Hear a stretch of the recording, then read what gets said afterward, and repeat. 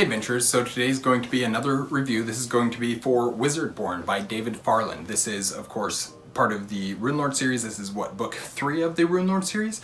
And as with the other books in the series, it's a high fantasy, it's an epic fantasy, it's an adult fantasy. There's lots of subgenres that it fits into.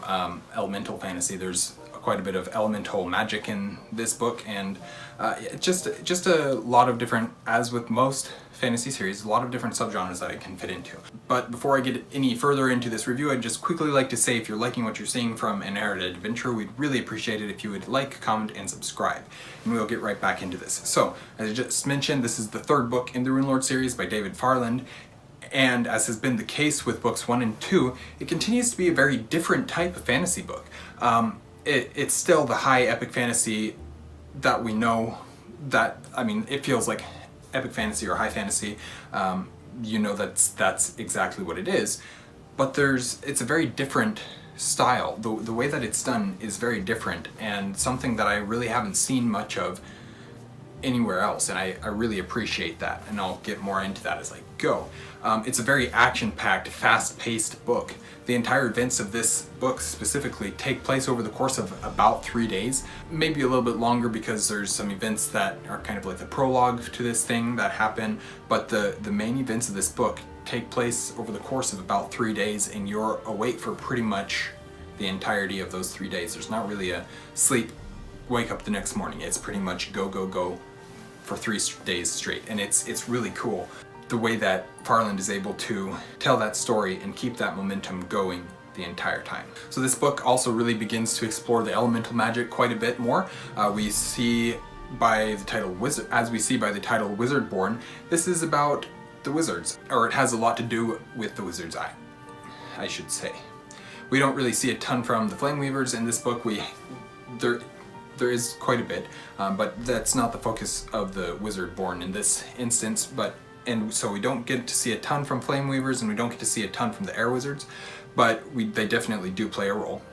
What we see most is the Earth Wardens and the Water Wizards. There's a lot that's explored with both of those in this book. We still don't know a ton about them, but by the end of this book we know far more than we knew previously. We also get a bit more information regarding the magic associated with the Whites. There's still not a ton that we know, there's still not a ton that's explored, but there's a fair amount that is, there's one scene in particular that really kind of shows us a little bit more about the Whites than we knew previously. And I thought that was a really cool sequence. Led to some things that could have been, let's see, how do I phrase this? Led to some things that I could have not liked, but were done in such a way that I didn't have an issue with them. Despite this book using one of my least favorite tropes, which is what I was talking about there, it's done in such a way that I didn't mind it at all, and it really didn't affect my enjoyment of the book. It was set up for appropriately, correctly, it was used in the right way. I do have a minor thing that I probably wouldn't have set it up this way or had it play out this exact way, but the way that the events surrounding this event happened, I think were done well, and so the trope really didn't bother me in this instance, and sometimes they do.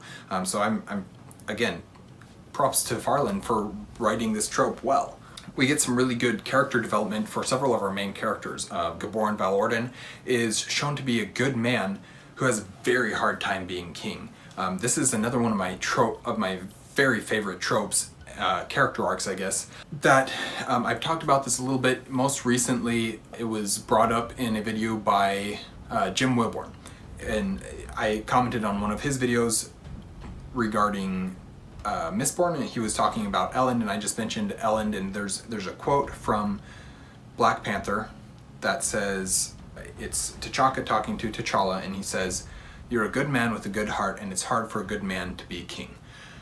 And that quote really, I love that quote, but I also love that story that is tied up with a good man trying to be a king. And we see it happening time and time again, where the king is either not a good man, the king is a good man, but whatever the case, whether he's good or not, one of my favorite approaches to a king is when they really struggle being a good king, doing what a king needs to when they're a good man, when they're a good person, when they try really hard. And that's played out through Gaborn's storyline in this, and I really like and really appreciate that. He's so good and he has such a heart for his people, only to make choices that are probably the wrong ones for his people and for the world, and he really struggles really hard with it. And it, of course, it ties into the all this stuff with the Earth King and the Earth powers and all that stuff, and it really ties together with the greater magics and storyline of this series, and it works really well. There's also this is also a really good book for Bjornsson. His struggles with himself after the events of book 2, it's really powerful, and it's done in a very powerful way, and it really makes interactions with Mirima shine, as well as serve as a device for furthering Mirima's story or character or both. And it's that relationship between Bjornsson and Mirima is really well done and really well portrayed and told in this story. There's one other character named Waggett that I really like in this book. He's more of a minor character, but has a very interesting story, and he's one of those characters in this book or in this series that, as I look back on the series, he's one of my favorite characters. He just stands out in his story just really stands out to me. And then also Raj Aten, trying to pronounce that correctly. There's some hard names to pronounce, even though Farland doesn't really try and go high fantasy with his spellings. He keeps it pretty simple. But Raj Aten also continues to be a great character, as well as the rest of our main characters. They continue to be good characters, and the storylines are important and well told. So all of that is just good job. And of course, this book leads us right into the events of book 4. It's setting things up, it's developing characters, and it's putting them in the positions necessary to tell this next part of the story, which is book 4, which is the end of this first arc in Runelords. So books 1 through 4 is an arc, and then 5 through 8 is an arc, and I don't know how 9 fits in, because 9 hasn't been published and I haven't read it yet. So who knows how 9 will fit. I think it's kind of like a wrapping up of the Runelords as a series. I hope it gets published at some point, but I don't know, because for those of you who are watching and don't know this, David Farland passed away several years, it was 2019, before he was able to publish the last book in the Runelords series. And so there's things saying, rumors, I guess if you want to call them that, reports that the 9th book will be published posthumously, but nothing concrete, no concrete evidence as of yet, so I don't know if that will actually happen. I hope it does, because so far I'm really enjoying the series. My one possible minor complaint is that in this book, the Reavers become almost commonplace in terms of the ways characters react to them. Of course, there are reasons for this that are used in the book that are also real parts of the way that humans think. The more we're exposed to something, the less frightened of it we are. So let's continue reading what I have written here. Things like us becoming more familiar with them, knowing what they can do, having more and more interactions with them, and getting to the point where we become a bit desensitized to them. The terror of them has worn off a little bit. So that's my kind of minor complaint, is the terror of them has kind of worn off a little bit. Now they're just part of the course, and it's the way that it is. But through that, we get to see a bit of their culture, a bit of the culture of the Reavers. So even my complaint, if you can call it that, has things that I really appreciate about it. Because if they were just the terrifying monsters that they're made out to be in books 1 and 2, we would never get to see their culture, and we'd never get to grow to appreciate them as characters. And they're not really characters in the way that we think of characters, but they are at the same time. It's really cool. It's really well done.